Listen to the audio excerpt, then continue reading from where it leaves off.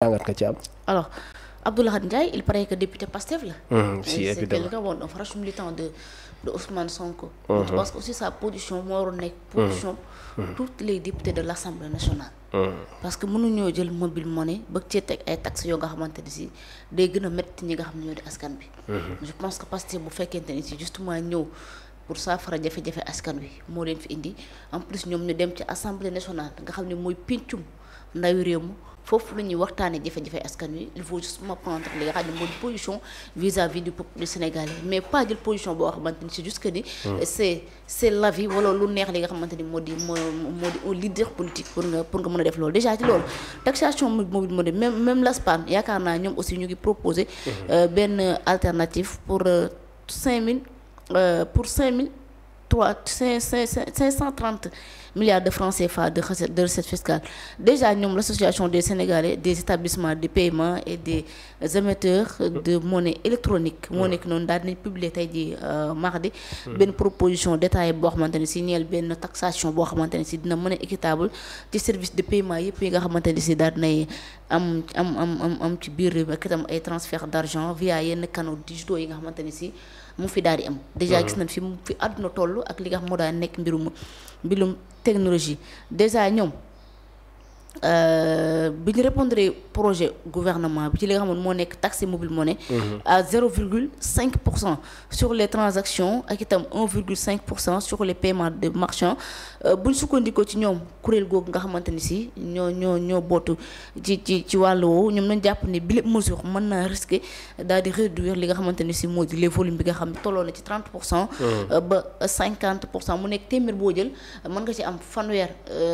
fanweer wala juróom fukk yoo nga xamante ni si ban koo ci am alors mu jàpp yooyee ay contractant yoo nga xamante ni si ci biir assiette fiscale ba ki itam ay recettes yoo nga xamante daal dinay exister ci wàllu li nga xamante ni si moo di taf muy TAF ak li nga xamante ni si moo nekk mbirum TVA nekk ay impôts yoo xam daan ne am ci biir société yi ak itam impôts yi nga xamante ni si ñu ngi koy jël ci salariat yi ak loolee itam nee na mën naa daal di neutraliser li nga xamante ni si moo daal di nekk ay impact yoo nga xamante ni si peut-être ñu ngi ko doon xaar alors ñoom ci contexte ak enjeu bi nga xamante ni si ñu ngi ci nekk mobile money bi ñoom moo nekk benn pilier boo xamante ni si c'est de l'inclusion financière parce que ku ne xam ne mobile money nekk na loo xamante ni si lu am solo ci ab réew la ak tamit vu transaction yi nga xamante actuellement mu ngi gën a croître te téeméer boo jël nga mën cee am fanweer yu toftal ñeent en moyenne annuelle entre 2022 ba 2024 BCEAO pensant par li nga xamante ne moo nekk 14,308 milliards de francs CFA en 2022 à 48,113 milliards en 2024 soit plus 230% en 2 ans. Plus de 95% de la population adulte détient un compte avec 14 millions d'actifs générant 8,6% du PIB. Les recettes fiscales issues du secteur ont progressé de 50% sur la même période. Cependant, taxation des volumes pourrait inverser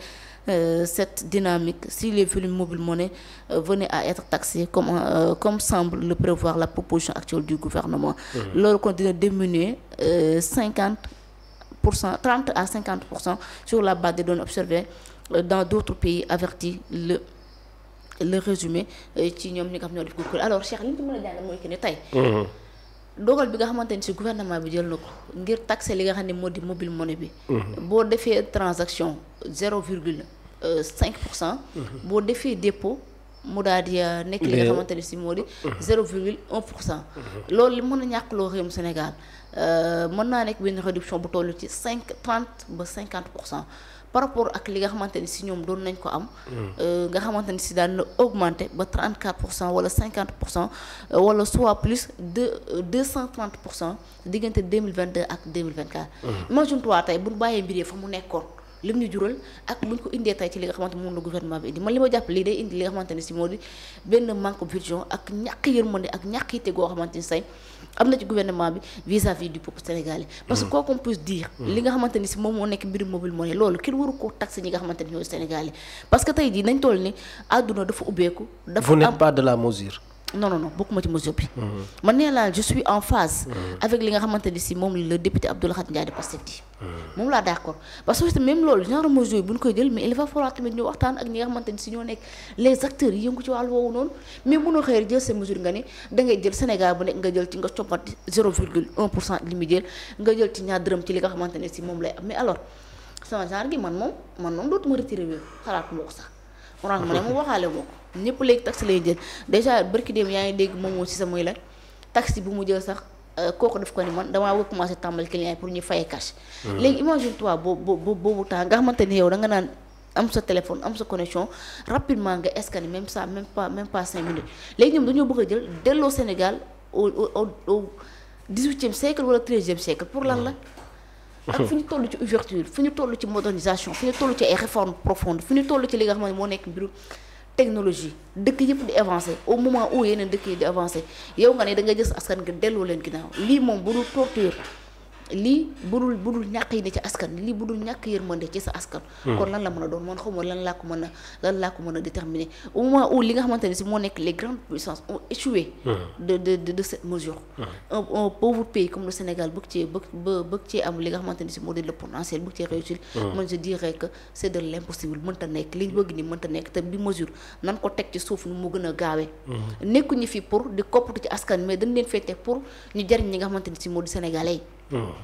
c'est ça parce que bu fekkante ni si dañoo foloon Pastef bu ñu xamoon ni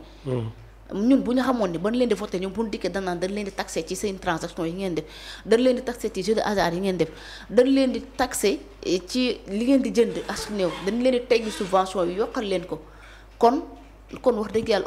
on va pas voter pour Pastef mais Sénégalais on voté pour Pastef pour ñu saafara li nga xam ne moo di seen jafe-jafe mais au moins mën ñoo voter pour ñoom pour ñu saafara suñu ay jafe-jafe pour ñoom ñu dimbali ñu ba pare ñoom ñu bëgg ni Sénégal kat li gën a amas us néew mais dañ ci compati def ci caisse attaque mais ba kañ pour la mais lii lu mu doon il faut tamit wax dëgg yàlla ngeen may ñu jàmm au moins noppal ñu mun leen toog trop de fisc man je pense que ce gouvernement là xawatina ki nga xamante ni si moom moo yor la politique du gouvernement de Ousmane Sonko même moom il n'est pas politicien mais il est fiscaliste. Monsieur Sonko. Oui, il n'est pas politicien mais il est fiscaliste. Parce que la politique c'est l'art de gérer bien c'est l'art de gérer la cité. Mais qui mënta gérer la cité wax dëgg yàlla li mu bëgg mooy fisc. Il paraît que il vise l'art de relever le fisc. L'art de relever le fisc. Pour mën a def ci gafakaam. yow mën ngaa am fonds bu toll ci 8 milliards. cotiser ba pare ngeen Sénégal il faut cotiser mais foo teg loolu pour lan mais non warut a demee noonu. Ok. bëri na ci secteur yi nga xamante dañu waxoon dañ siy daal muy hydrocarbures sur le personnel médiatique ñëw ci les transactions de mobile money mais ces derniers temps mobile money bi lañ gën a jox moo gën a ñëw ci débat politique bi yeneen yi waxatuñ ci de trop dañ mënees nañ say jàppee secteur bi ñu ëpp yaakaar pour am ci askan wi dara. xam nga man ñii dama leen mënta comprendre. ci côté yëpp. parce que mënoo teg un gouvernement. Sénégal am pétrole. am gaz ñuy commencer di exploiter. di ko exporter. ba pare yow nga ni mbiru hydrocarbures yooyu ba léegi nii waxaguñu ci jëm mais pourtant. xam nga yooyu man chaque jour mooy la ñoom ay effet d'annonce rek la ñuy def. mais lu ñu bëgg dëggantaan effet d'annonce. ok lu ñu bëgg dëggantaan bis bu ñu ko amee. mais les Sénégalais vont souffrir. te les Sénégalais ont commencé à souffrir sax déjà commencé nañu rëccu lu tax ñu ci bëree ñu ngi rëccu lu tax ils ont voté pour Pastef mais nag baax na ci ñun. ok waaw baax na ci ñun. ok parce que ñun ñoo xool ñoo xamante amuñu benn vision amuñu benn xam-xam. xamuñu lu dul juuti. ñu jël leen teg leen ci réew mi on va payer les pots cassés. vision baa ngi fi en 2050 on a dit. vision non peut-être manque de pratique. qu'on va leur juger mais bu fekkee ci côté vision la vision est bien cernée on a dit Sénégal 2050. Sénégal 2050. mais Sénégal 2050 seen axe stratégique lañ ko teg mais il faut dire quels sont les axes. mais pas que ni Sénégal vision 2050 fi ñu ko teg mooy ci mbirum fisc mais non. li nga ko jàpp ni fisc mën naa développer ab dëkk mais yaa ngi nax sa bopp mënta nekk. mënuñu sukkandiku ci fisc dëggantaan pour développer ab dëkk comme ñoom nag ñoom ñëpp ce sont des inspecteurs des impôts et domaines. actuellement on est dans une république des impôts et domaines c'est très mal mais c'est la vérité. ok pour en finir Abdou Lahad Ndiaye boo jëlee quand pensez-vous de sa décision bi nga xamante ne c'est une décision courageuse à mon avis de ce fait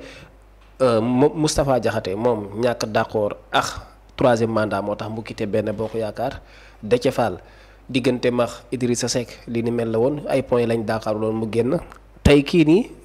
mun nañ am yaakaar le parlement pastefien au niveau de l'Assemblée nationale am une démocratie majeure pour xam ne nit ku ne sañ naa joxe xalaatam. mais bien sûr ku ne sañ ngaa joxe xalaat parce que tamit nekk mën nañuy bokk. di añandoo di àndandoo defaroo lépp. mais nag mën nañu bañ a bokk xalaat. on est en démocratie te ku ci nekk am nga sa perception des choses. Abdou Lahad Ndiaye mais li mu wax mais c'est la réalité. Abdou Lahad Ndiaye wax dëgg yàlla non mënuñu leen lu dul féliciter ko ci courage bi nga xamante ne am na ko pour pouvoir dire non bokkut ak député yi nga xamante ne dañu ñëw assemblée pour uniquement satisfaire aux besoins du prince. nekkuñu assemblée pour dikk ni parce que yaakaar naa ci nguuru Macky Sall am na ay député yi taxoon mu ni Macky Sall même bu ñu indi woon benn feuille blanche bi sax. du ko mën a peinture. ils vont voter. Ok. Ils vont voter pour Macky Sall. Ok xam nga waxoon nañ ko. même bu fi indoo benn